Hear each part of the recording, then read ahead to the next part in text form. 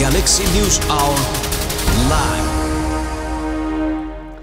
नयाँ पुराना हरेक काटीका नेताले स्वदेशमा उत्पादन बढाउने र स्वाधीन अर्थतन्त्र निर्माण गर्ने गफ दिन छाडेका छैनन्।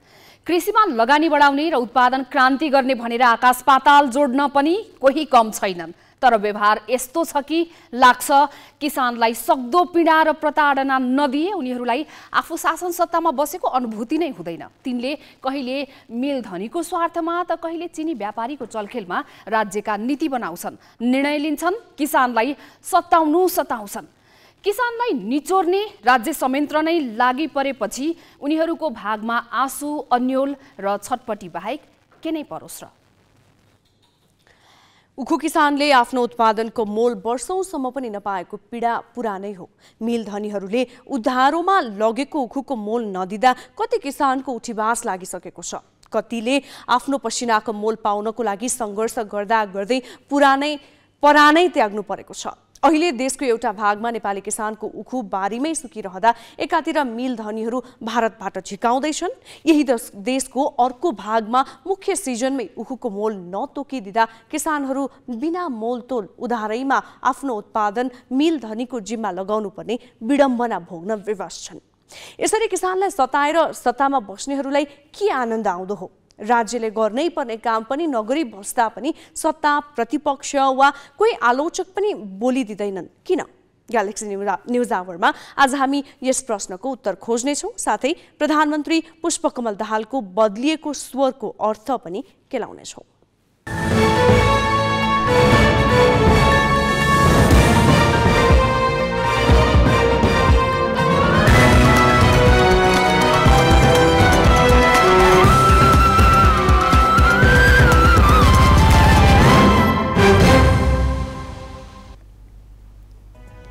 नमस्कार, यो हो गैलेक्सी न्यूज आवर। अब हेडलाइन्स।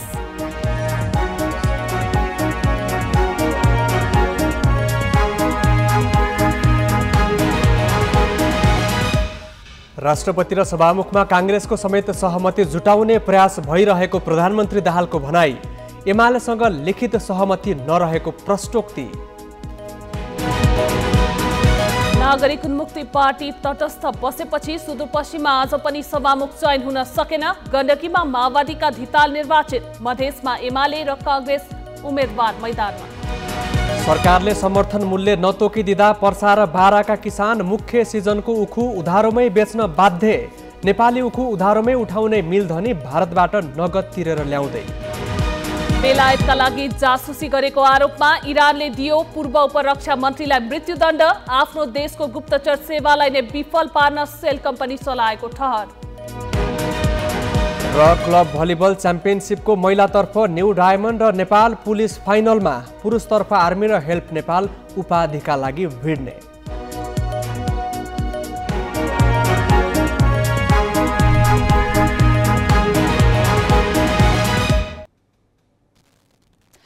प्रधानमन्त्री पुष्पकमल दाहालले आज आफ्नो दैनिक तालिकामा राखिएका मध्ये धेरै कार्यक्रम छुटाए। तयारीका बावजुद व्यस्तता देखाएर टारे। बिहान एमाले अध्यक्ष केपी शर्मा ओलीलाई सरकारी निवासमा बोलाएर करिब 2 घण्टा कुरा गरेका दाहालले अपराह्न सञ्चारकर्मीलाई बोलाएर मन्त्री परिषद विस्तारदेखि केही रणनीतिक विषयमा मुख खोलेका छन्।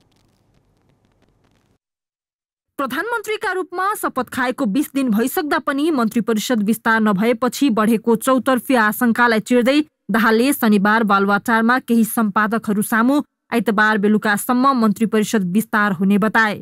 उनले यसो भन्नु अघि एमाले अध्यक्ष ओलीलाई बालुवाटारमै बोलाएर मन्त्री परिषद विस्तार बारे करिब 2 घण्टा कुरा गरेका थिए। पुस 26 गते विश्वासको मत लिएपछि ओलीसँग उनको यो तेस्रो छलफल हो। दाहालले मन्त्री परिषद विस्तारका विषयमा ओलीसँगको छलफल सहमति नजिक पुगेको भनेका छन्। यो सँगै उनले ओली चिडिने खालको अभिव्यक्ति पनि दिए। सभामुख र राष्ट्रपतिको निर्वाचनका विषयमा नेपाली कांग्रेससँग पनि छलफल गर्ने र एमालेसँग यस विषयमा कुनै लिखित सहमति नभएको भनेर उनले पुस 26 पछि सशंकित बनेको एमालेलाई थप चिडियाउन खोजेका छन्।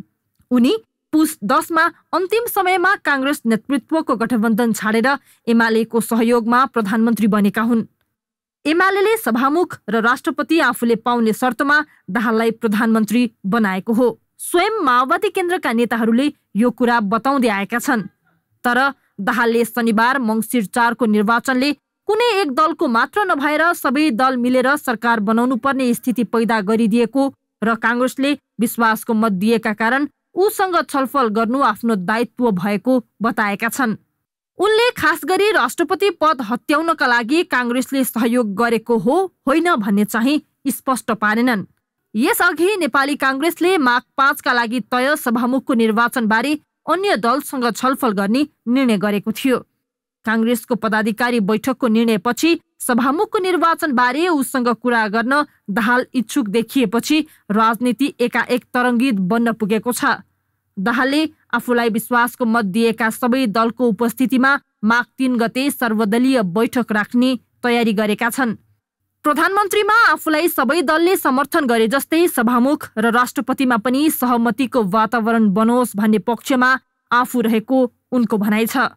पछिल्लो समय मन्त्री परिषद विस्तारदेखि राष्ट्रपति र सभामुखको निर्वाचनलाई लिएर कतै गठबन्धनमा हलचल त आउने होइन भन्ने जुन आशंका पैदा भएको थियो, दाहालको शनिबारको बोलीले त्यसलाई झनै पेचिलो बनाइदिएको छ। दाहालको भनाइ बाहिरिएपछि उनलाई समर्थन गरेर सरकारमा उपप्रधानमन्त्री सहित गृह मन्त्रालय सम्हालेका राष्ट्रिय स्वतन्त्र पार्टीका सभापति रवि लामिछाने बालुवाटार हुँदै बालकोट पुगेका छन्। यद्यपि लामिछानेले दाहाल र ओलीसँग गरेको कुराकानी बाहिरिएको छैन। दाहालले शनिबार सम्पादकहरूसँग भने अनुसार आइतबार मन्त्री परिषद विस्तार भए गठबन्धनमा तत्काल कुनै खटपट नआउला, अन्यथा राजनीतिले कुन मोड लिन्छ भन्न सकिँदैन। सृजना घिमिरे, ग्यालेक्सी 4K, काठमाडौँ। प्रधानमन्त्री दाहालले के सन्देश दिन खोजेका हुन् भनेर हामीले बालुवाटारको अन्तर्क्रियामा सहभागी नागरिक दैनिकका प्रधान सम्पादक गुणराज लुइटेललाई सोधेका छौँ। एउटा चाहिँ दुईटै तर्फ होइन, टेक्ने र समाउने दुईटै ठाउँमा हाई टेन्सन लाइन छन्।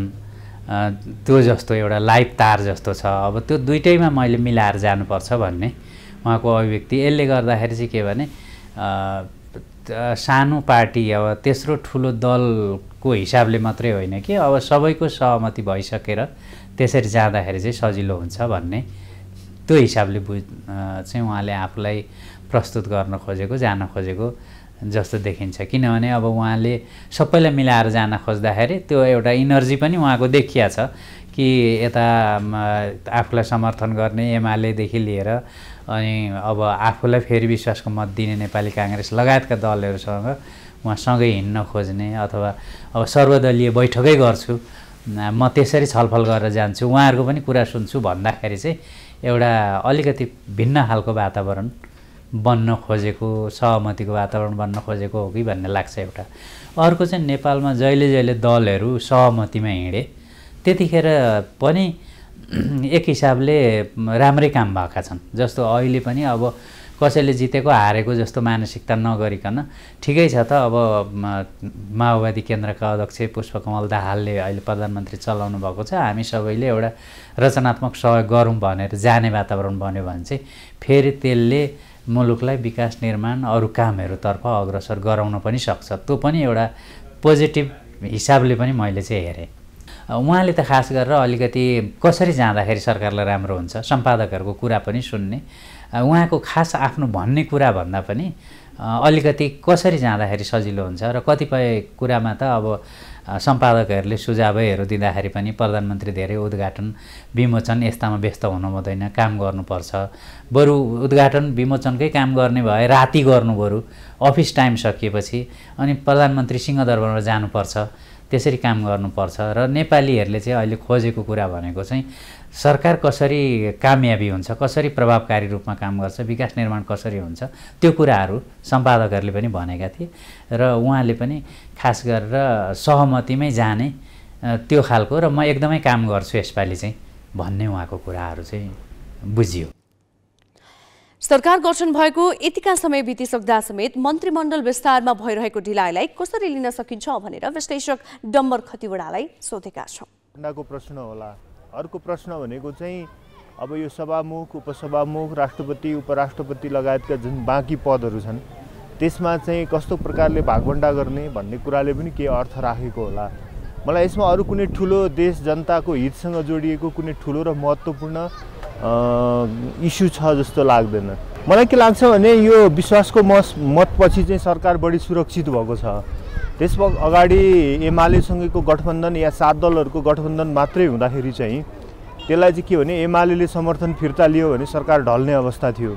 तर काङ्ग्रेसले एउटा च्याखे थापेको छ हैन, उसले नमागेको विश्वासको मत दिएर गठबन्धनभित्र ओलीलाई कमजोर बनाउने या एमाले र माओवादीको बिचमा दूरी पैदा गरेर भविष्यमा फेरि माओवादीलाई एमालेबाट खोसेर आफूतिर ल्याउन सकिन्छ कि भन्ने हिसाबले काङ्ग्रेसले जुन विश्वासको मत दिएको छ, त्यसले गर्दाखेरि सरकार अहिले तत्काल सङ्कटमा कुनै अप्ठ्यारोमा चाहिँ छैन। गठबन्धनमा जति धेरै दलहरू छन् र जुन प्रकारको शक्ति सन्तुलन छ त्यसले उहाँले इच्छा आएको काम गर्न दिन्छ जस्तो पनि मलाई लाग्दैन। एक उहाँ त गर्न चाहेको के हो, उहाँले इच्छा आएको के हो भन्ने कुरा पनि प्रश्न छैन।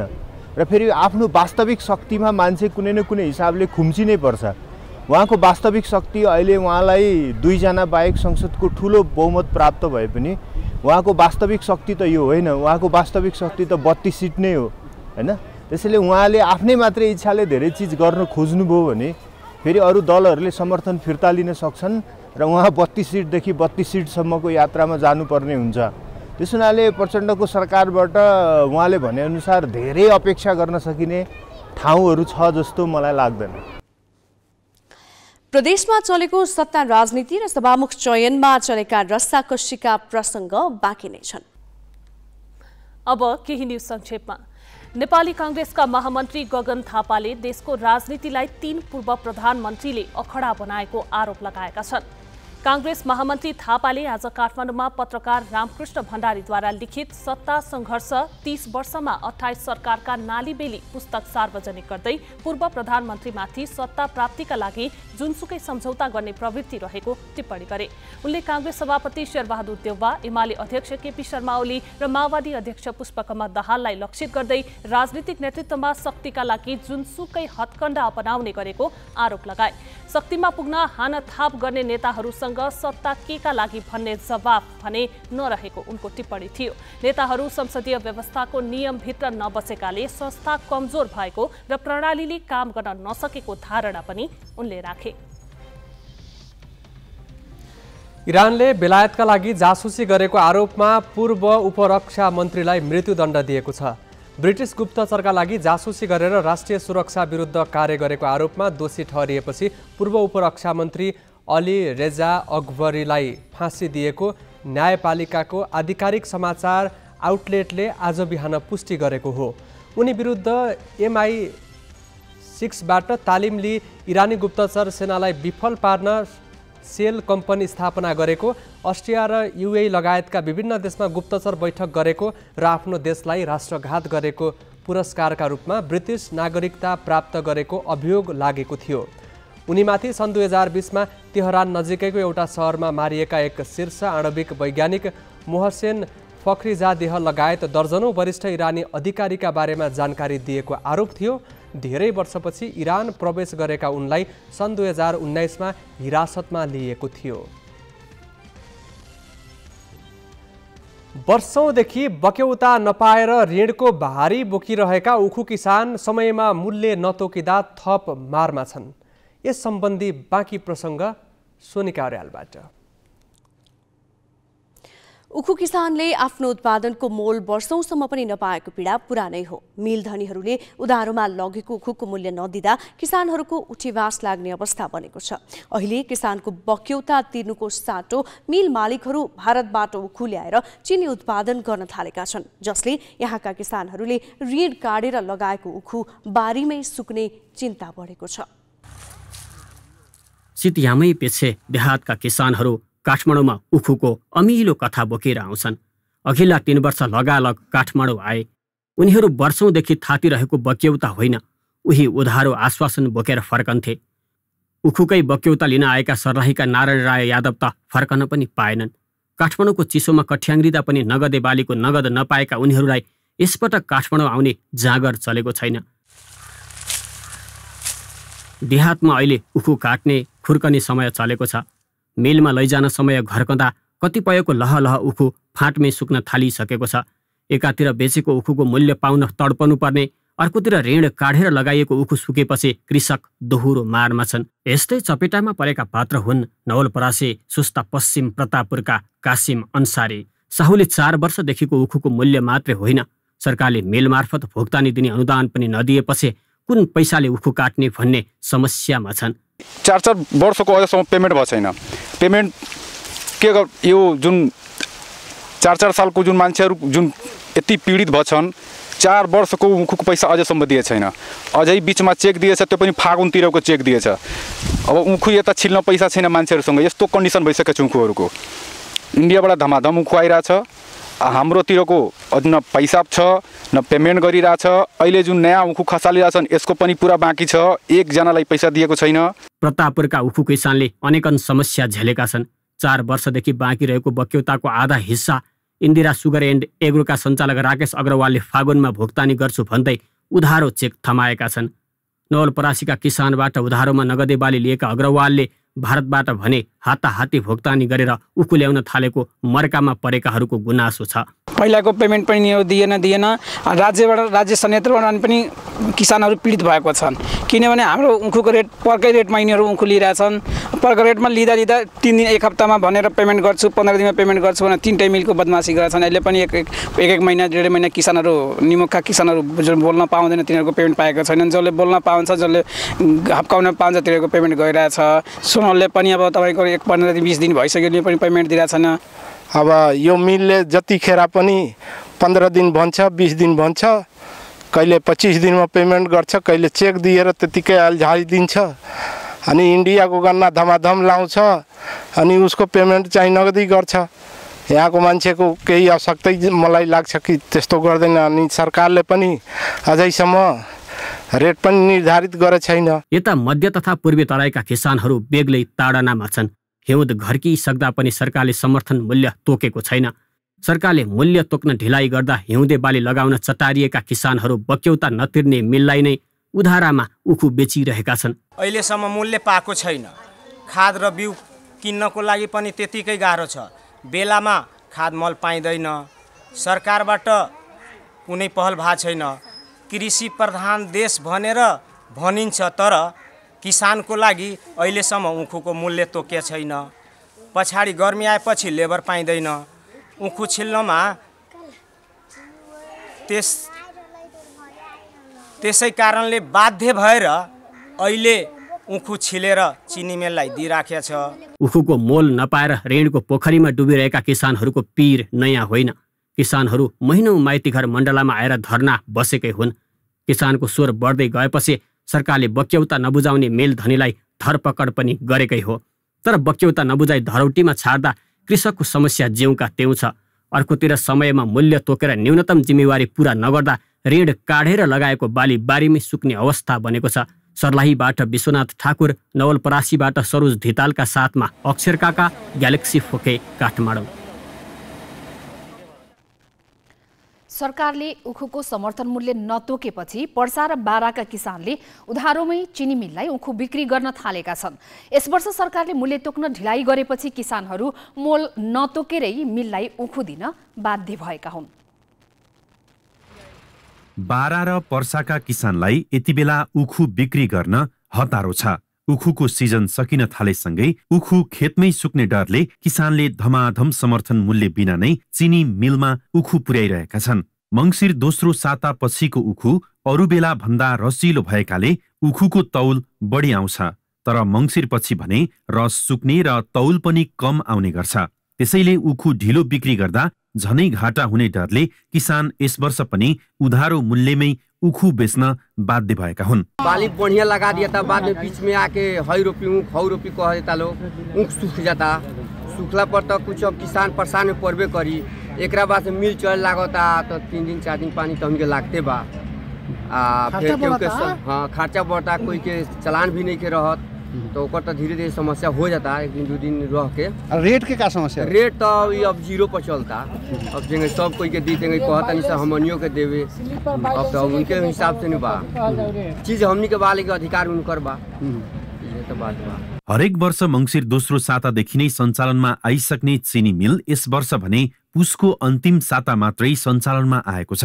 1 महिना ढिलो गरी कारखाना सञ्चालनमा आए पनि सरकारले अहिलेसम्म उखुको समर्थन मूल्य तोकेको छैन। किसान के समस्या तो ये बा सर कि जे पहले हमनी दोसर बिया रोपत रहनी सन, अब मिल कह दिलक जे 38 वैरायटी उखी रोपी लोगिन, सब उखी हम वैरायटी रोप देनी 38 से। वैरायटी उखी ऐसा न भल जे 1 साल 2 साल माने भइल भ, ओकरा बाद में सब सूखे लागल भ। अभी तक सब उखी सूगल बा हमनी के, समय से चलानो नहीं के मिलत। रेट के हमनी के बाद 700-800 मिली तो ठीक रही, ना तो बाद आशा हो ये बात सब हमनी के कहता बहुत महँगा पर्ला खेती।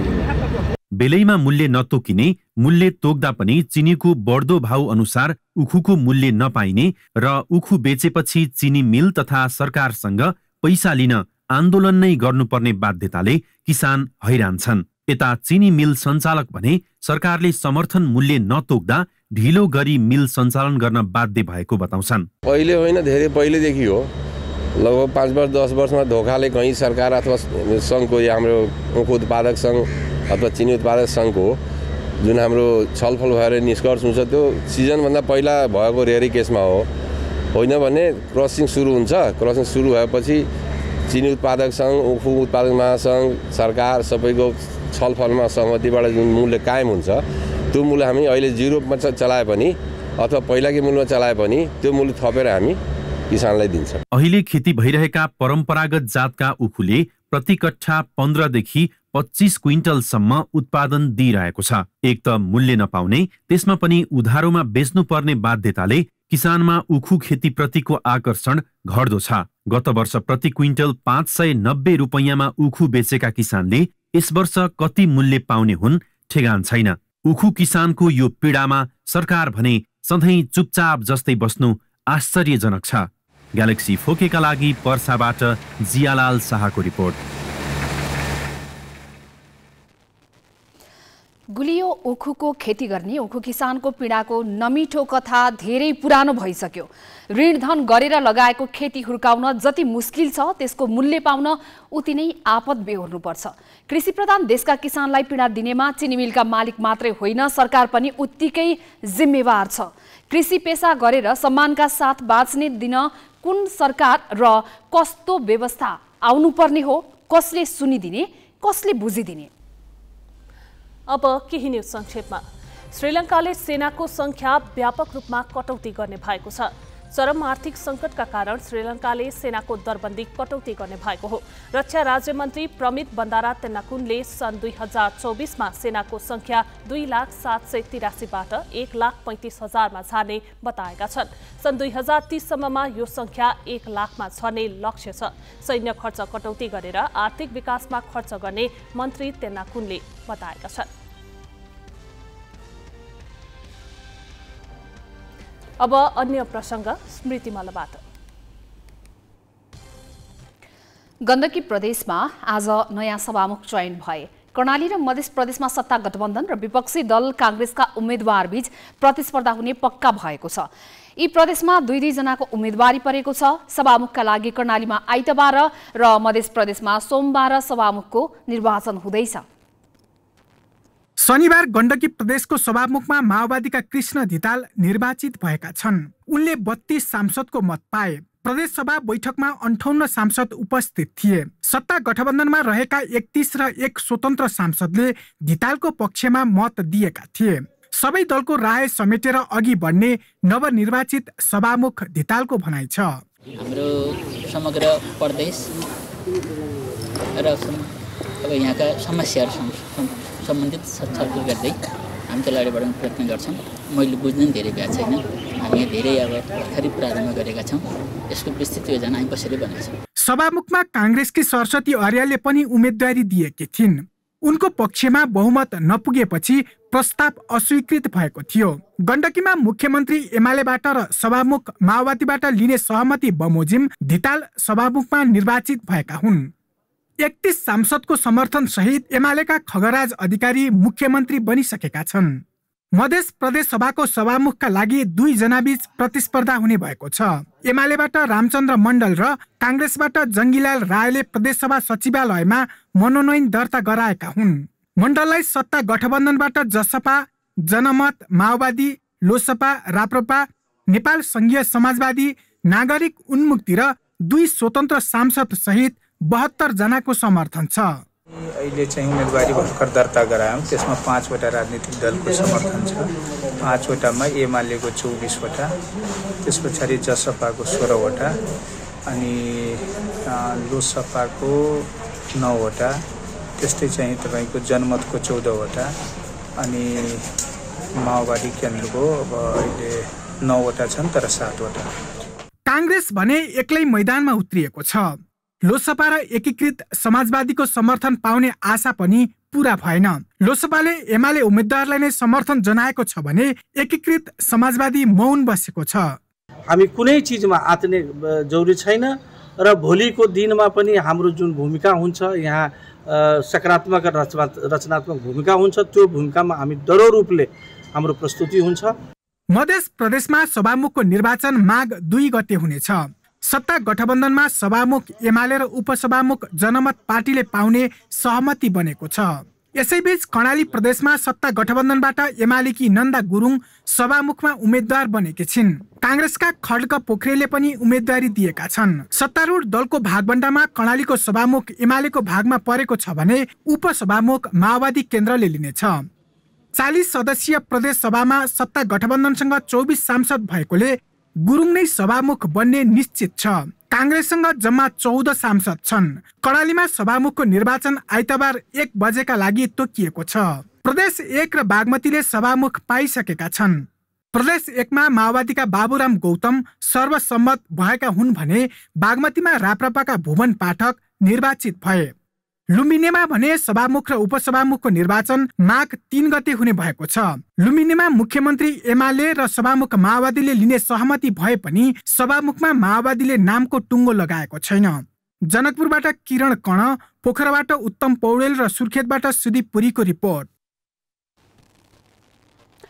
नागरिक उन्मुक्ति पार्टी तटस्थ बसेपछि सुदूरपश्चिम प्रदेशमा आज पनि सभामुख चयन हुन सकेन। आज भएको निर्वाचनमा कुनै पनि उम्मेदवारको पक्षमा बहुमत आएन। यसबारे थप जानकारी लिन्छौं। थप जानकारी दिनका लागि कैलाली सहकर्मी ईश्वर जैसी प्रत्यक्ष सम्पर्कमा छन्। ईश्वरजी, सुदूरपश्चिमले आज दोस्रो पटक पनि सभामुख पाउन सकेन। आज के भए जानकारी गराउनुहोस्। पक्कै पनि स्मृतिजी, सुदूरपश्चिम प्रदेश सभामा जुन आज तेस्रो बैठक बसेको थियो, त्यो बैठक पश्चात चाहिँ अन्यलमा रहेको सभामुख चयनको विषयलाई निक्योल पार्ने र सभामुख चयन गर्ने विषय थियो। त्यो विषयले पनि आज पूर्णता पाउन सकेन। सुदूरपश्चिम प्रदेशमा नागरिक उन्मुक्ति पार्टी निर्णायक छ, सत्तापक्षका लागि पनि प्रतिपक्षका लागि पनि। आज सत्तापक्षमा रहेको नागरिक उन्मुक्ति पार्टी तटस्थ बसिदिँदाखेरि आज सभामुख चयनको विषय पुरा हुन सकेन, सभामुख पाउन सकेन सुदूरपश्चिम प्रदेश सभामा मार्फत। म यहाँनिर एकछिन नागरिक उन्मुक्ति पार्टीका प्रमुख सचेतक हुनुहुन्छ लक्ष्मण किशोर चौधरीजी हुनुहुन्छ, उहाँसँग छोटो कुराकानी गर्छु। उहाँहरू किन तटस्थ बस्नुभएको आज भनेर यहाँलाई स्वागत छ। धन्यवाद। यो आजको जुन मतदान प्रक्रियामा सभामुख चयनको विषयमा तपाईँ सरकारमा पनि हुनुहुन्छ, तपाईँहरू होइन तटस्थ किन बस्नुभयो? तपाईँहरू निर्णायक हुनुहुन्थ्यो तपाईँहरू झन्। हेर्नुहोस्, हामी अब आज तटस्थ बस्नुको कारण मध्येमा धेरै कुराहरू छ। हामीहरू एउटा सहकार्य गर्दैछौँ एउटा गठबन्धनको पक्षमा भए पनि हाम्रो माग मुद्दालाई हामीले प्राथमिकताका साथमा राखेका थियौँ र माथि केन्द्रमा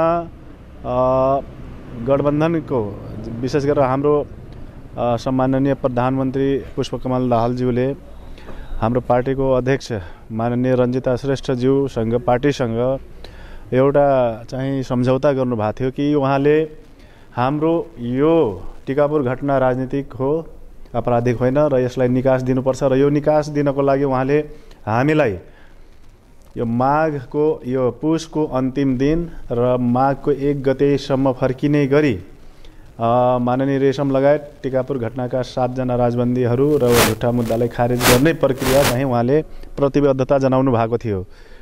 यो देशको गठबन्धनमा रहेका नेकपा एमालेका अध्यक्षज्यू केपी शर्मा ओलीज्यू र प्रधानमन्त्रीज्यू पनि एकदमै सहमति जनाउनु भएको थियो र यो सहमति विपरीत एकाएक आजको दिन उहाँले रिहाई गर्नु भएन, आफ्नो प्रतिबद्धता पुरा गर्नु भएन। त्यसैले हामीले पनि उहाँले हामीलाई प्रतिबद्धता अनुसार कार्य गर्नु भएन, त्यसैले हामीले आज यसलाई रद्द गरेका हौँ। हस्, धन्यवाद। धन्यवाद।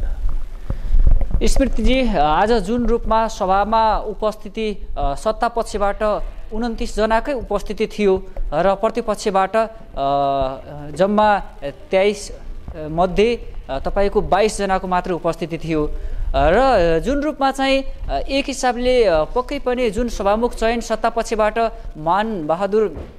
भीमबहादुर भण्डारी हुनुहुन्थ्यो, उहाँको पक्षमा चाहिँ सभामुख उहाँले पाउनुहुन्छ, उहाँ चाहिँ जित्नुहुन्छ भन्ने पनि अपेक्षा बाहिर धेरैले गरेका थिए। तर जुन रूपमा चाहिँ भित्र मतदानको प्रक्रियाभन्दा पहिले बैठक बसिरहेको थियो, त्यो बैठकमा बोल्ने समयमा नागरिक उन्मुक्तिका तर्फबाट लक्ष्मण किशोर चौधरीले चाहिँ हामी तटस्थ बस्छौँ, हाम्रा माग मुद्दाहरूलाई सम्बोधन गरिएन, हामीप्रति व्यवस्था गर्ने काम भयो भन्ने कुरा राखिसकेपछि त्यो अन्यल बन्यो र मतदानको प्रक्रिया पनि सत्ता पक्षबाटका भीमबहादुर भण्डारीले 22 मत प्राप्त गर्दा प्रतिपक्षबाट जो उम्मेदवार हुनुहुन्थ्यो मानबहादुर राहुल, उहाँले पनि 22 मत प्राप्त गर्नुभयो र कङ्ग्रेसबाट तपाईँको प्रदेश सभामा सदस्य एकजना अनुपस्थित हुनुहुन्थ्यो। हस्, धन्यवाद ईश्वरजी। ईश्वर जैसी हुनुहुन्थ्यो यतिखेर हामीसँग। सुदूरपश्चिम प्रदेशले आज भएको मतदानबाट पनि सभामुख पाउन सकेन। सत्तापक्षको तर्फबाट उम्मेदवारी परेको माओवादी केन्द्र र नेपाली काङ्ग्रेसका दुवैजना उम्मेदवारको 22 मत आएपछि सभामुख चयन हुन नसकेको हो र सुदूरपश्चिममा सभामुखमा निर्वाचित हुनको लागि 27 मतको आवश्यकता छ। 7 सांसद भएको नागरिक उन्मुक्ति पार्टी त्यहाँको निर्णायक मानिएको छ। ऊ आज तटस्थ बसेको छ आफ्ना विभिन्न मागसहित। बाँकीकी निर्मला कुर्मीको मृत्यु प्रकरणमा न्याय माग्दै केही महिला पुस 14 गतेदेखि काठमाडौँको माइती घरमा धरना बसेका छन्। उनीहरू धरनामा बसेको यो तेस्रो पटक हो। उपप्रधानमन्त्री तथा गृहमन्त्री रवि लामिछानेले आज माइती घर पुगेर धरना स्थगित गर्न आग्रह गरे। उनले यो प्रकरण निकै संवेदनशील भएकाले अनुसन्धान गर्न समय लाग्ने उल्लेख गर्दै दोषीलाई कारबाही गर्ने प्रतिबद्धता मात्र जनाएनन्। बचाउन दबाब आए राजीनामा दिन्छु समेत भने। नागरिकले देख्ने गरी तपाईहरु दिदीबहिनीहरु सबैले देख्ने गरी तपाई जत्तिकै तपाईभन्दा पनि सर्को आवाजमा तपाईले भन्नु भएका व्यक्तिको विरुद्ध यदि गलत रहेछन् भने र उहाँको न्यायको पक्षमा जान हामी तयार छौं। म तयार छु। म त्यो सबै चीज तपाईहरुलाई देखाउन र मद्दत दिन चाहन्छु। जति पनि अभियानमा साथ दिनेहरु हुनुहुन्छ उहाँहरुलाई पनि त्यो टोलीमा आउन अनुरोध गर्छु। तपाई लगायत कयौं मानवाधिकार कर्मी साथीहरुले यसमा आवाज दिनुभएको छ। यहाँ आएर सामाजिक सञ्जाल मार्फत यी सबै म हेरिरहेको छु, किनभने म पनि त्यो लडाईँको एउटा सिपाही हुँ। त्यो लडाईँको सिपाही हुँ र विश्वास गर्नुहोस्, तपाईले भन्नुभएको विषय निर्मला कुर्मीले न्याय पाउँदा सबैभन्दा बढी खुसी को हुनुहुन्छ थाहा छैन, त्यसपछि खुसी हुने अधिकार चाहिँ मेरो पनि छ। म त्यसरी काम गरेको मान्छे हुँ। As long as I am an in-charge गलत हुन दिन्न। अनुसन्धानमा समय लाग्ला धेरै गर्नुहोस्, न्यानोमा बस्दिनुहोस्। मेरो यहाँहरूलाई बिन्ती छ, तलमाथि हुन दिन्न। न्यायिक प्रणालीमा तलमाथि हुन दिन्न। कसैको कुरा सुन्दिनँ, कुनै प्रभावमा पर्दिनँ। तर अनुसन्धानका क्रममा कुनै चिज हामीले भने जस्तो होइन रहेछ भने फेरि म जबरजस्ती मान्छे ल्याएर सुन्न सक्दिनँ। त्यसमा मलाई क्षमा गर्नुहोला। अनुसन्धान प्रभावित हुन्न। अनुसन्धानको एक कुरा केलाएर हेरिनेछ। त्यसको सम्पूर्ण जानकारी तपाईँले इच्छाएका अधिकारकर्मी साथीहरूलाई, अभियन्ता साथीहरूलाई र आम नागरिक सबलाई म लाइभ जहाँ भन्यो त्यहीँबाट अहिलेसम्म सिआइबीले गरेका चिजहरू देखाउँछु। कमजोरी रहेछ भने कमजोरी गर्ने अनुसन्धानमा खटिएका मानिस हुन् जो हुन्, उनीहरूलाई कारबाहीको दायरामा ल्याउँछु। कसैलाई बचाउनु छैन, मलाई कसैलाई पनि बचाउनु छैन। मैले कसैलाई बचाउनु पर्ने अवस्था आएछ भने म त्यो कुर्सीमा बस्दिनँ। नेपाली जनताले अपेक्षा गरेर पठाएको हो। मैले आफ्नो स्वाद अनुसारले न्याय अन्याय छुट्याउनेहरूको अनुसन्धानमा प्रभाव गर्न पाउँदिनँ। निर्वाचन सामग्री छपाईमा व्यस्तता देखाउँदै गत वर्ष जनक शिक्षा सामग्री केन्द्रले विद्यार्थीका लागि नभई नहुने पाठ्यपुस्तक समयमा छाप्न सकेन। परिणाम विद्यार्थीहरू शैक्षिक सत्रको मध्यमसम्म पनि पुस्तक पर्खेरै बसे। 12 कक्षासम्मको पाठ्यपुस्तक छाप्ने जिम्मा पाएको केन्द्रले कमजोरी ढाकछोपका लागि कागजको अभाव देखाउने गरेको छ। आउने शैक्षिक सत्रका लागि पाठ्यपुस्तक बेलैमा छाप्ने काम होला कि नहोला भन्ने आशंकाकै बीच केन्द्र यसपालि कम गुणस्तरको कागज खरिद गरेको भन्दै फेरि विवादमा मुछिएको छ। यसले यो वर्ष पनि समयमै विद्यार्थीले पुस्तक पाउनेमा शंका उब्जिएको छ। सरकारले निशुल्क पाठ्यपुस्तकका लागि वार्षिक 2 अर्ब रकम खर्च गर्छ। पाठ्यपुस्तक छाप्ने जिम्मा पाएको जनक शिक्षा सामग्री केन्द्रले कक्षा 12 सम्मको पाठ्यपुस्तक छाप्छ। तर वर्षेनी पठन पाठन सुरु भएको महिनौसम्म पनि विद्यार्थीको हातमा पुस्तक पर्दैन। यो वर्ष केन्द्रले पुस्तक छाप्न नेपाल हिमा ट्रेड लिङ्कसँग सम्झौता गरेको थियो। 1500 टन कागज खरिदका लागि सम्झौता भएको थियो। जनकपुर स्थित एभरेस्ट पेपर मिलबाट कागज ल्याइने तय भयो। सोही अनुसार ट्रेड लिङ्कले पुस 24 गते 50 टन कागज जनकपुरबाट भक्तपुर ल्यायो। तर गुणस्तर तथा नापतोल विभागमा परीक्षण हुँदा कागज गुणस्तरहीन रहेको पाइयो। आफूले तोकेको मापदण्ड अनुसारको नभएको भन्दै केन्द्रले कागज फिर्ता लैजान भन्यो। तर कागज बोकेर आएका 13 ट्रक फिर्ता गएनन्। 3 दिनपछि पुनः सोही ट्रक केन्द्र छिर्यो। गुणस्तरहीन कागज आएको भन्दै प्रहरीलाई खबर गरेको केन्द्रको दाबी छ। हाल 4 वटा ट्रक केन्द्रभित्र छन् भने 9 वटा ट्रकलाई प्रहरीले सिल गरेर बाहिर बाटोमा नि राखेको छ। कुनै सप्लायर्सले बदमासी गर्छ, उसले चाहिँ राम्रो दिनुपर्ने ठाउँमा नराम्रो दिन्छ भनेदेखि हाम्रो दोष हुँदैन। हामीले त्यो कागज चलाएर त्यसबाट उसलाई भुक्तानी गरेको भए हाम्रो दोष हुन्छ। त्यो कागज त फेरि हामी परीक्षण गरेर उपयुक्त छ भने मात्रै हामीले भुक्तानी गर्छौँ नि त। उपयुक्त छ भने मात्रै हामी चलाउँछौँ नि त। त्यस कारणले यसमा जनक शिक्षा सामग्री केन्द्र लिमिटेडको कुनै पनि यसमा दोष पनि छैन, कुनै यसमा संलग्नता पनि छैन। यसमा यो सम्बन्धित पार्टीले कुन लिएर आयो, गलत लिएर आयो कि के लिएर आयो भन्ने कुरा चाहिँ अब सम्बन्धित निकायबाट छानबिन हुन्छ। गुणस्तरहीन कागज ल्याएको विषयमा शिक्षा मन्त्रालयले छानबिन समिति गठन गरेको छ। मन्त्रालयका प्रवक्ता दीपक शर्माले फिर्ता पठाएको कागज केन्द्रमा किन आयो भन्ने विषयमा छानबिन हुँदैछ भन्दै सो विषयमा थप जानकारी दिन मानेनन्। मापदण्ड पुगेको कागज हो कि होइन भन्ने विषयमा जिल्ला प्रहरी कार्यालय भक्तपुरले समेत छानबिन सुरु गरेको जनाइएको छ। 12 कक्षासम्म पुस्तक छाप्ने जनक शिक्षा सामग्री केन्द्रले वार्षिक 2 करोड पुस्तक छाप्छ।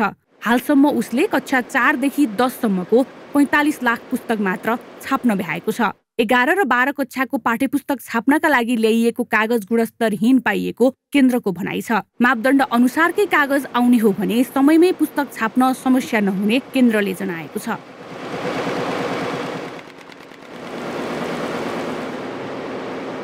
अब यस्तो भएपछि कसरी पुग्छ त किताब? अब तपाईँको कागज आएको छ, त्यो कागज हामी चलाउनु पाउँदैनौँ, हामी त्यसलाई परीक्षण गर्न पनि पाउँदैनौँ। अनि त्यसपछि कसै कहिले कागजै दिँदैन, कहिले कागज आयो भने पनि यस्तो किसिमको स्टन्टबाजी हुन्छ। अनि त्यसपछि भोलि अनि कसरी काम हुन्छ त? अब नयाँ शैक्षिक सत्र सुरु हुन 3 महिना बाँकी हुँदा 1 करोड 55 लाख पुस्तक छाप्नै बाँकी छ। फागुनदेखि शैक्षिक सत्र सुरु हुने हिमाली क्षेत्रमा माघ अन्तिमसम्म पाठ्यपुस्तक पुगिसक्नुपर्छ। तर हरेक साल एउटा न एउटा बहानामा पुस्तक छपाईमा ढिला गर्दै आएको केन्द्रले यो वर्ष नयाँ बहानामा पुस्तक छाप्न विलम्ब गर्ने शंका बढेको छ। क्यामेरामा सुशील बास्कोटाका साथ प्रज्ञा मल्सिना, ग्यालेक्सी फोके, काठमाडौँ। चाकु, घिउ, तरुल र तिलको लड्डु देख्दा कसको मुख नरसौला र? त्यसमाथि माघे संक्रान्तिमा त यी प्रकार नछाक्ने प्राय नहोलान्, किनकि माघे संक्रान्ति यिनै परिकारको पर्याय जस्तै बनेको छ। पुण्यको पर्वका रूपमा लिइने माघे संक्रान्तिमा धेरै खपत हुने परिकार हो चाकु। चाकुको पहिचान बनाएको टोखामा चाकु किन्नेको भिड लागेको छ। हिउँदको चिसोमा चाकु, घिउ, तरुल र तिलको लड्डु खाँदा चिसोको प्रभाव कम हुने विश्वास छ। त्यही कारण माघे संक्रान्तिको अघिल्लो दिन टोखामा चाकु उद्योगदेखि पसलहरूमा उपभोक्तालाई चाकु किन्न भ्याइ नभ्याइ छ। चाकु उखुको रस र सक्खर पकाएर बनाएको गुलिलो खाद्य पदार्थ हो। यसको माग अन्य समयभन्दा माघे संक्रान्तिमा उच्च हुने गरेको छ। चाकु खाँदा चिसो हट्ने जनविश्वास छ। माघे संक्रान्तिको अवसरमा टोखामा चाकु किन्नेको बेड नै लागेको थियो। ठुलो तामाको भाँडोमा सक्खर पकाएर चाका चाका पारी बनाएको चाकु टोखाको पहिचान नै हो। नेवारी समुदायमा चाकु खानुका पछाडि धेरै तर्क छन्। चाकु, घिउ र तिलको लड्डु खाँदा शरीरलाई हिउँदको चिसोबाट जोगाउने, रोगसँग लड्ने क्षमता प्रदान गर्ने विश्वास छ। टोखाको चाकु अर्ग्यानिक हुने भएकाले पनि चाकु किन्न आउने गरेको उपभोक्ताहरू बताउँछन्। अब अन्त बाहिर खाइन्छ, बाहिर खाएको टेस्ट र यहाँ पाउने टेस्ट अलिकति फरकै छ होइन। यहाँको चाहिँ अलिकति अरूभन्दा राम्रो छ। राम्रो हुनुको कारण पनि के हो भने आफैले अर्ग्यानिक रूपमा होइन वर्षौँदेखि बनाउँदै आइरहनु भएको, पुरानो पनि भयो यो, त्यो हिसाबले पनि नर्मली खरिद गर्ने यहीँ नै आइन्छ। सक्खर उमालेर बनाएको चाकु जति तान्दै गयो कालो सक्खर उति नै सुनौलो रङमा बदलिँदै जान्छ।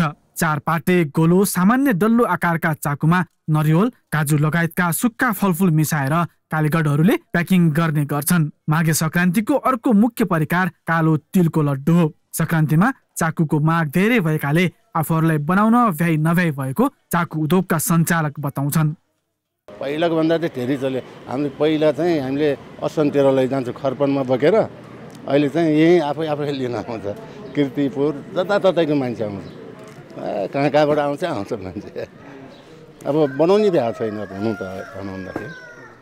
निह श्रेष्ठको चाकु बनाउने पुर्ख्यौली पेसा हो। श्रेष्ठका बुबाकै पालादेखिको चाकु उद्योगलाई उनले आधुनिकीकरण गरेका छन्। पहिले हातले बनाएको चाकु अहिले मेसिनको सहायताले बनाइन्छ र पनि माग अनुसार पुर्याउन नसकेको उनले बताए। माग त धेरै छ, आफूले बनाउनै सकेको छैन। अब अर्डर त आइरहन्छ, हामीले बनाउनै सकेन। जेनको त्यस्तै झनै अहिले त 1.5 लाख 2 लाख जस्तो व्यापार भइरहेको छ। गत वर्षभन्दा चाकुको माग यस वर्ष दोब्बर बढेको छ। अहिले मसलादार र स्पेशल चाकुको माग बढी छ। मसलादार चाकुमा नरिवल मिसाएको हुन्छ। स्पेशल नरिवल, खुवा, बदाम, काजु र गरम मसला मिसाइन्छ। यसले सामान्य भन्दा स्पेशल चाकुको मूल्य पनि महँगो हुन्छ। भक्तपुरका बौद्ध धर्मावलम्बीहरूको पञ्चबुद्ध जात्रा निकालेर चाकुदान गर्ने चलन छ। थारू समुदायले माघे संक्रान्तिलाई नयाँ वर्षका रूपमा माघीको रूपमा मनाउँछन्। थारूहरूले माघे संक्रान्तिलाई नयाँ वर्षका रूपमा ठुलो चाडका रूपमा मनाउँदै वर्षभरिको योजना र आफ्ना अगुवा छनौट गर्ने चलन छ। आदिवासी मगर समुदायले पनि माघे संक्रान्तिलाई महान चाडका रूपमा मनाउने गरेको छ। यही अवसरमा काठमाडौँको टुडी खेलमा माघी पर्वका अवसरमा सांस्कृतिक मेलाको आयोजना गरिएको छ। अन्य समुदायमा पनि माघे संक्रान्ति विभिन्न तरिकाले मनाइन्छ। माघको पहिलो दिन स्नान गरेर दान धर्म गर्ने र तिलबाट बनेको लड्डु तथा तरुल कन्दमूल प्रसादका रूपमा खाने चलन छ। ग्यालेक्सी 4K का लागि क्यामेरामा सबिन महर्जनका साथ गोविन्द कुँवरको रिपोर्ट।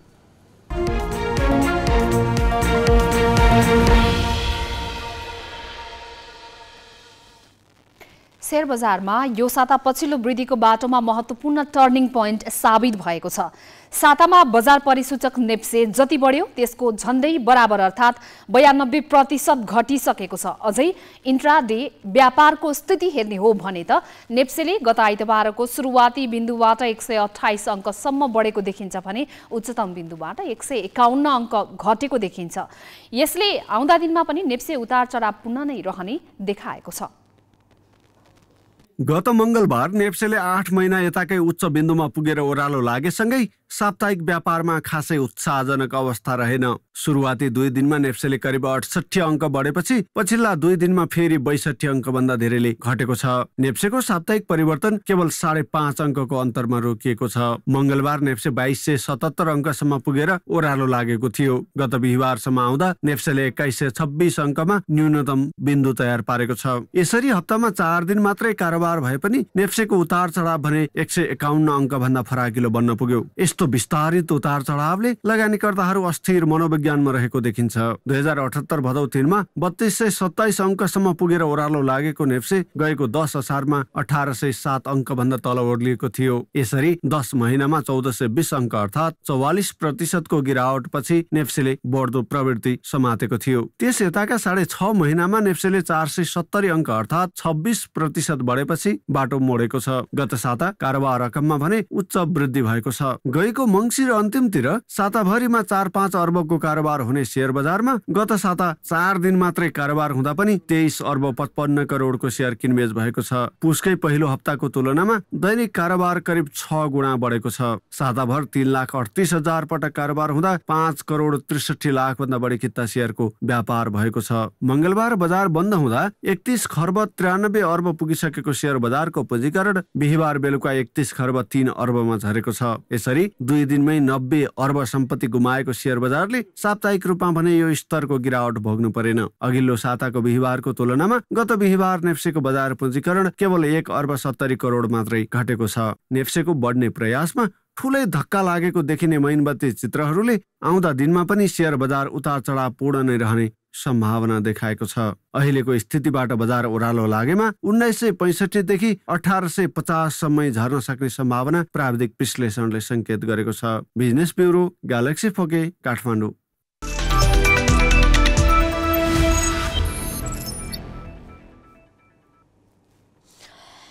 प्रधानमन्त्री कप राष्ट्रिय टी20 महिला क्रिकेट प्रतियोगितामा एपीएफ क्लब र लुम्बिनी प्रदेशले विजयी सुरुवात गरेका छन्। जनता क्रिकेट पार्क टहरीमा आज भएको पहिलो खेलमा एपीएफले गण्डकीलाई 7 विकेटले हराए। टस हारेर ब्याटिङको निम्तो पाएको गण्डकीले 20 ओभरमा 7 विकेट गुमाएर मात्र 51 रन जोडेको थियो। कप्तान सृष्टि जैसीले सर्वाधिक 14 रन जोडिन्। अन्य ब्याटरले दोहोरो अङ्कमा रन बटुल्न सकेनन्। एपीएफकी सुमन विष्टले 3 विकेट लिइन्। 52 रनको लक्ष्य एपीएफले 8 ओभर 4 बलमा मात्र 3 विकेट गुमाएर पूरा गर्यो। कप्तान सीता राणा मगर 19 र रोमा थापा 14 रनमा अभिजित रहे। सृष्टि जैसीले 3 विकेट लिइन्। दोस्रो खेलमा लुम्बिनीले कर्णालीलाई 98 रनले हरायो। टस जितेर पहिले ब्याटिङ गरेको लुम्बिनीले 20 ओभरमा 5 विकेट गुमाएर 147 रन जोडेको थियो। लक्ष्मी चौधरीले 33 र सरस्वती पुनले 30 रन जोडे। यमुना थारू र बीना थापाले 2-2 विकेट लिए। 148 रनको लक्ष्य पछ्याएको कर्णाली 18 ओभर 1 बलमा 49 रनमा समेटियो। करिन कुँवरले 10 र यमुना थारूले 13 रन बनाए। अन्य खेलाडीले दोहोरो अङ्कमा रन छुन सकेनन्। कर्णालीलाई सस्तैमा समेट्न मधु डीसी र कृतिका मरासिनीले 3-3 विकेट लिए। क्लब भलिबल च्याम्पियनसिपको उपाधिका लागि महिलातर्फ नेपाल पुलिस क्लब र न्यू डायमन्ड बीच प्रतिस्पर्धा हुने भएको छ। त्रिपुरेश्वर स्थित राष्ट्रिय खेलकुद परिषदको कभर हलमा आज भएको सेमिफाइनलमा एपीएफलाई 3-2 को सेटमा पराजित गर्दै पुलिस फाइनल प्रवेश गरेको हो। अर्को खेलमा न्यू डायमन्डले त्रिभुवन आर्मीलाई 3-1 को सेटमा पराजित गर्दै पुलिससँगको भेट पक्का गरेको हो। पहिलो सेट 17-25 ले गुमाएको न्यू डायमन्डले दोस्रो सेट 25-19, तेस्रो सेट 25-16 र चौथो सेट 25-18 ले जित्यो। पुरुषतर्फ उपाधिका लागि त्रिभुवन आर्मी र हेल्प नेपाल स्पोर्ट्स क्लब बीच प्रतिस्पर्धा हुनेछ। आर्मी एपीएफलाई 3-0 को सोझो सेटमा पराजित गर्दै फाइनल प्रवेश गरेको हो। पहिलो सेट 25-23 ले जितेको आर्मीले दोस्रो र तेस्रो सेट समान 25-17 को स्कोरमा आफ्नो पक्षमा पार्यो। यस्तै हेल्प नेपाल नेपाल पुलिस क्लबलाई 3-2 को सेटमा पराजित गर्दै फाइनल प्रवेश गरेको हो। फाइनल खेल भोलि हुनेछ। भलिबल नेपालको राष्ट्रिय खेल हो। भलिबलका लागि अलग्गै कोर्ट नभएकाले धेरैजसो प्रतियोगिता खुला आकाशमुनि गर्ने गरिए पनि क्रेज देशैभर छ। त्यसको एउटा प्रमाण 7औं एनबिए राष्ट्रिय महिला तथा पुरुष क्लब भलिबल च्याम्पियनसिपको सेमिफाइनलमा देखिएको भिड हो। दर्शकले टिकट काटेरै खेल हेरे, तर टिकट बेचेको भलिबल सङ्घले दर्शकमध्ये आधा जसोलाई सिट उपलब्ध गराउन सकेन। कुनै पनि खेलमा दर्शकको उपस्थिति महत्त्वपूर्ण हुन्छ। दर्शक बिना पनि खेल त हुन्छ, तर रोमाञ्चकता हुँदैन। दर्शकको अनुपस्थितिमा खेल खल्लो हुन्छ।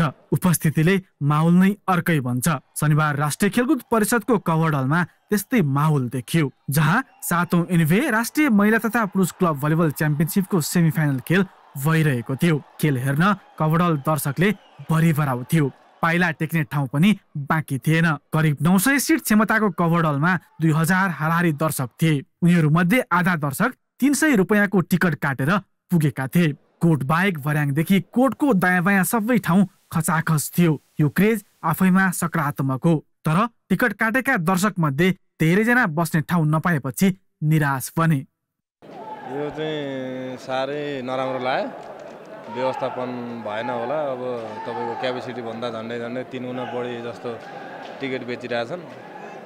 व्यवस्थापन भने सुन्ने छ। बाहिर शौचालय गयो भने त्यहाँ एकछिन सास रोकेरै बस्नुपर्ने हुन्छ, त्यस्तो अवस्था छ।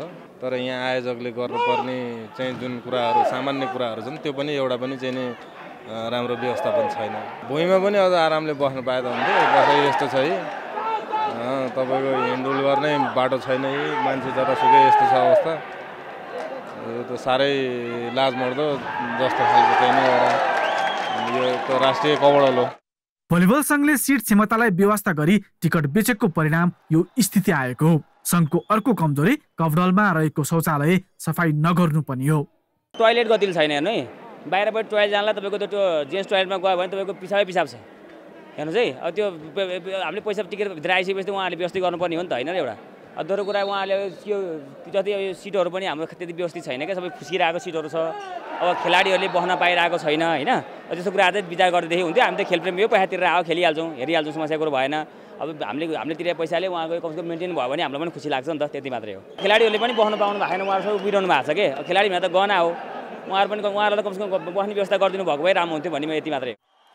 सङ्घका अनुसार सिट क्षमताभन्दा 100 बढी टिकट बिक्री गरिएको थियो। त्यसबाहेक सङ्घले पहुँचका आधारमा दर्शकलाई प्रवेश गरायो। क्षमताभन्दा बढी दर्शक प्रवेश गराउँदा हुन सक्ने दुर्घटनातर्फ सङ्घले वास्ता गरेन। अर्को कुरा, कभरडल निकै पुरानो हो, यस्तै सुरक्षामा पनि उसको चासो देखिएन। सङ्घ दर्शकको चापमा रमायो। यसले भलिबलका लागि अलग्गै कभरडल बनाउनका लागि दबाब पुग्ने सङ्घको बुझाइ छ। होइन, हामीले अहिले सेल गरेको आज चाहिँ 1000 हो। हिजोसम्म तपाईँले भने जस्तै 8 साढे 7 थियो र यसलाई हामी 1000सम्म अप टु द मार्कसम्म लिमिटेड गर्छौँ। जुन यो दर्शकहरूले भलिबल अपार माया गरेर यहाँ उपस्थित हुनुभएको छ, यसले के सन्देश दिएको छ भनेदेखिमा नेपाल सरकार भलिबल सङ्घ लगायत जति पनि हाम्रो भलिबल फ्यामिली छ, हामीहरूले चाहिँ दर्शकहरूलाई बस्नको लागि र खेलाडीको लागि प्रशिक्षण गर्नको लागि अन्तर्राष्ट्रिय सहभागिताको लागि कम्तीमा पनि एउटा अन्तर्राष्ट्रियको कभरडल बनाउनु अपरिहार्य छ भन्ने कुरा एउटा सन्देश पनि हो। र मलाई लाग्छ नेपाल सरकार लगायत राष्ट्रिय खेलकुद परिषद, युवा तथा खेलकुद मन्त्रालयले यस किसिमको चाहिँ जुन दर्शक उपस्थिति छ नेपालको राष्ट्रिय खेल भलिबलको लागि भौतिक पूर्वाधार अब हामीले बनाउनुपर्छ र हामीले चाहिँ यो हाम्रो दायित्व पनि हो भन्ने खालको उहाँहरूले पनि सम्झाउनुपर्छ। राष्ट्रिय खेलका लागि अलग्गै कभरडल नहुनु नेपाली खेलकुदको अर्को विडम्बना हो। खेलकुदको विकास गर्छु भनेर नियुक्ति लिएका पदाधिकारीले दर्शकको क्रेजबाट पाठ सिक्ने कि?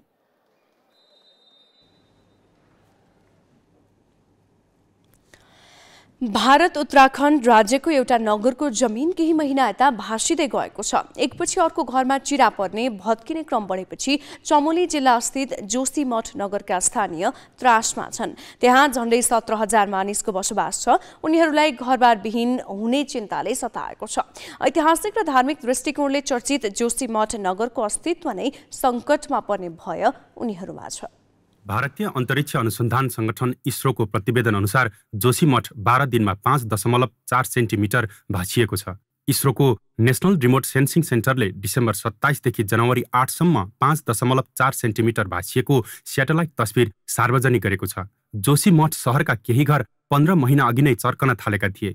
त्यसको 1 वर्षपछि सहरका 9 वडाका 723 घरको भुइँ, छत र पर्खालमा साना ठुला चिरा देखा परे। ठुलो चिरा परेर घर जोखिमपूर्ण भएपछि प्रकोप व्यवस्थापन टोलीले 145 परिवारलाई सुरक्षित स्थानमा सारेको छ। झण्डै 17,000 मानिसको बसोबास रहेको जोशीमठ 6,000 फिट उचाइमा रहेको व्यस्त सहर हो। यो सहर खास गरी तीर्थयात्रा र पदयात्राको थलका रूपमा चिनिन्छ। यस्तै इन्डो तिब्बत सिमाना पनि यसको चिनारी हो। केही वर्ष यता जोशीमठमा होटल र रिसोर्ट व्यापक रूपमा खुलेका छन्। जलविद्युतका परियोजना पनि सञ्चालन भइरहेका छन्। स्थानीयवासीले सरकारी पावर युटिलिटी एनटिपिसीले आफ्नो जलविद्युत परियोजनाका लागि निर्माण गरिरहेका टनेलका कारण सहर भासिएको आरोप लगाएका छन्।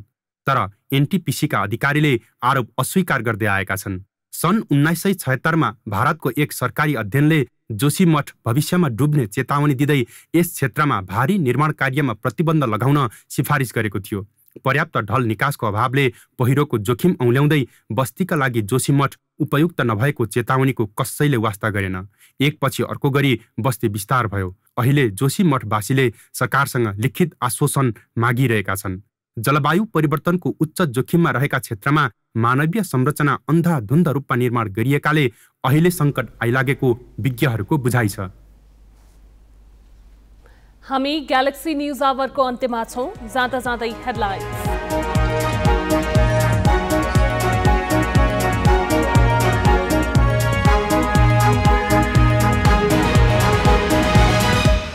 राष्ट्रपति र सभामुखमा कांग्रेसको समेत सहमति जुटाउने प्रयास भइरहेको प्रधानमन्त्री दाहालको भनाई। एमालेसँग लिखित सहमति नरहेको प्रश्नोक्ति। नागरिक उन्मुक्ति पार्टी तटस्थ बसेपछि सुदूरपश्चिममा आज पनि सभामुख चयन हुन सकेन। गण्डकीमा माओवादीका धिताल निर्वाचित। मधेसमा एमाले र कांग्रेस उम्मेदवार मैदानमा। सरकारले समर्थन मूल्य नतोकिदिँदा पर्सा र बाराका किसान मुख्य सिजनको उखु उधारोमै बेच्न बाध्य। नेपाली उखु उधारोमै उठाउने मिलधनी भारतबाट नगद तिरेर ल्याउँदै। बेलायतका लागि जासुसी गरेको आरोपमा इरानले दियो पूर्व उपरक्षा मन्त्रीलाई मृत्युदण्ड। आफ्नो देशको गुप्तचर सेवालाई नै विफल पार्न सेल कम्पनी चलाएको ठहर। र क्लब भलिबल च्याम्पियनसिपको महिलातर्फ न्यू डायमन्ड र नेपाल पुलिस फाइनलमा। पुरुषतर्फ आर्मी र हेल्प नेपाल उपाधिका लागि भिड्ने।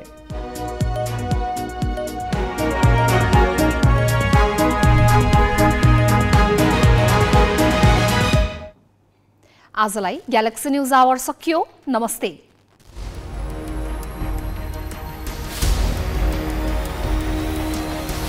This is Galaxy News Hour Live.